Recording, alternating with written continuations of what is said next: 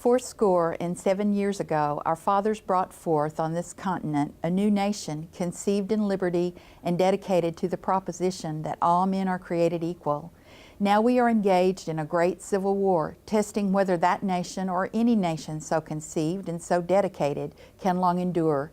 We are met on a great battlefield of that war. We have come to dedicate a portion of that field as a final resting place for those who here gave their lives that a nation might live.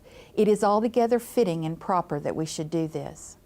But in a larger sense, we cannot dedicate, we cannot consecrate, we cannot hallow this ground. The brave men, living and dead, who struggled here have consecrated it, far above our poor power to add or detract. The world will little note, nor long remember what we say here, but it can never forget what they did here. It is for us, the living, rather to be dedicated here to the unfinished work which they who fought here have thus far so nobly advanced. It is rather for us to be here dedicated to the great task remaining before us, that from these honored dead we take increased devotion to that cause for which they gave the last full measure of devotion.